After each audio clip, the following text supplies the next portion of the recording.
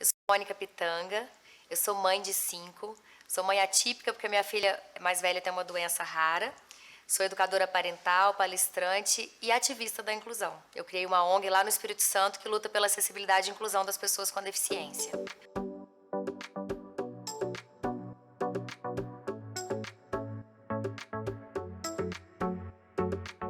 O capacitismo é essa crença de que as pessoas com deficiência são inferiores, são incapazes de gerir suas próprias vidas. Então, a sociedade capacitista acredita que as pessoas com deficiência são anjos, são heróis da superação, são guerreiras ou são inferiores e incapazes. Então, ele desumaniza.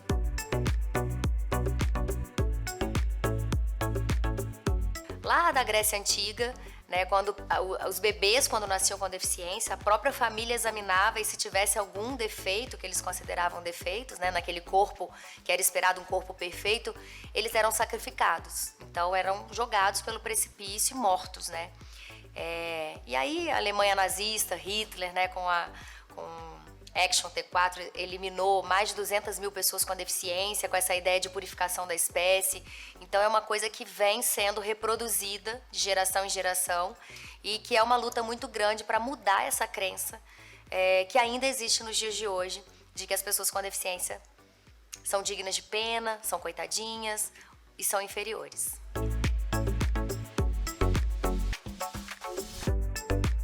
O normal vem de norma, de regra. E pessoas não têm regra. Cada ser humano é único, é diverso, é plural. Então, os objetos a gente pode reproduzir em série, vários objetos iguais. Mas pessoas não. Não existe uma pessoa igual a outra. Até gêmeos têm diferenças, né? Então, e não serve para pessoas por causa disso. Essa ideia do normal e do excepcional ou vem do capacitismo. É uma ideia errada que a gente precisa desconstruir.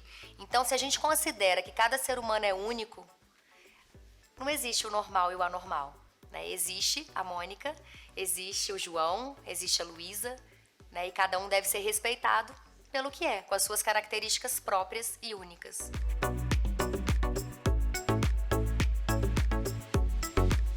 A educação parental entrou num momento que eu estava super estressada, com 3 filhos, uma adolescente com deficiência, uma pré-adolescente com deficiência, sofrendo bullying na escola, tendo que trocar de escola, um momento muito estressante, um novo diagnóstico que chegou de uma doença rara, que ela foi diagnosticada erroneamente, e a gente descobriu que o diagnóstico estava errado. Então eu estava num momento muito difícil, com 2 pequenininhos de idades próximas, e eu falei, caramba, eu tô me sentindo uma péssima mãe, eu tô gritando, eu tô sem paciência, eu não tava tendo um momento de autocuidado.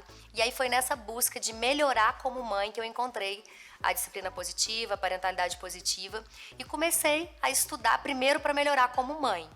E aí fui fazendo as certificações e percebendo que eu poderia fazer mais, que eu poderia contribuir com outras famílias.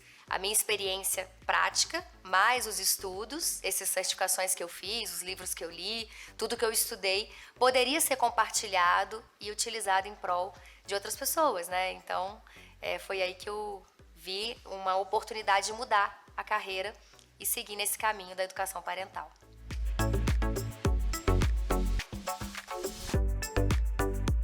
Antes de criar essa ONG, a minha realidade era a minha filha, né? Eu estava dentro dessa bolha ali da Luísa, não me envolvia com políticas públicas, com esse ativismo.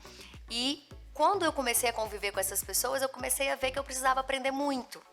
E que o capacitismo ele estava nas relações entre pais e filhos, médico. Existem médicos capacitistas que na hora de dar o diagnóstico, eles acabam com a vida daqueles pais, no sentido de tiram toda a esperança, né? Porque tem essa ideia, essa crença de que o capacitismo, que a pessoa com deficiência não pode ser feliz, ela é digna de pena. Então, o capacitismo ele tá nas sutilezas do dia a dia, em frases que a gente fala. Você tá surdo, você tá cego. Quem nunca disse essa frase? Eu já disse, né? Dei uma mancada.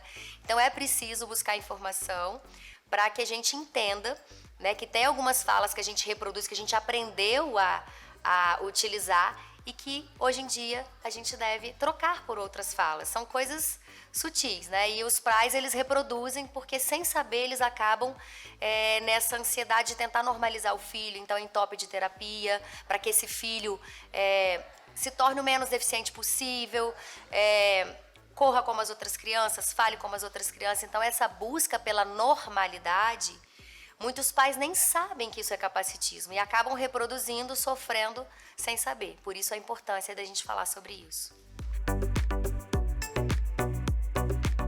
Se os pais tiverem essa consciência, né, e forem educadores, os pais, os professores, os terapeutas, os médicos, tiverem essa consciência dessa educação mais respeitosa, mais humana, mais empática, a gente vai estar trabalhando esses preconceitos, essa discriminação, no sentido de que o respeito, né, o respeito mútuo. Então, se eu quero respeito, eu tenho que respeitar. E respeitar todos os tipos de pessoas. Quando o foco está na doença, no diagnóstico, o sofrimento é muito grande, porque você vai focar na doença, aquela doença vai se tornar algo muito grande. Quando você foca na criança, né, ela tem o diagnóstico, que muitas vezes é bem difícil, né, é assustador, porque tudo que é novo, tudo que é desconhecido causa medo, né? Ainda mais numa sociedade capacitista, onde essas crianças vão sofrer preconceito. Então os pais, eles temem o diagnóstico mais pelo capacitismo. Porque se houvesse acessibilidade para essas crianças irem, né? Eu quero ir num restaurante, eu vou. Eu quero ir num parquinho, eu vou. Eu quero balançar no balanço, eu vou, porque tem acessibilidade. Então isso não seria tão sofrido, esse diagnóstico, eu acredito.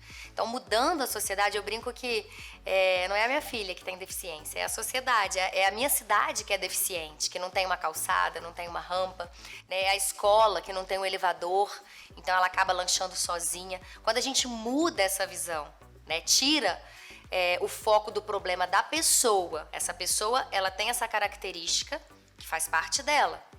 E quando a gente coloca o foco no que a gente tem que mudar em torno, esse peso do diagnóstico, ele diminui, porque você passa a focar na vida, né? O que eu posso fazer a partir desse diagnóstico? Ele não é o fim, ele é um novo começo. Você vai ter que viver de uma maneira diferente, mas existe vida após o diagnóstico. E tem muita gente aí provando isso.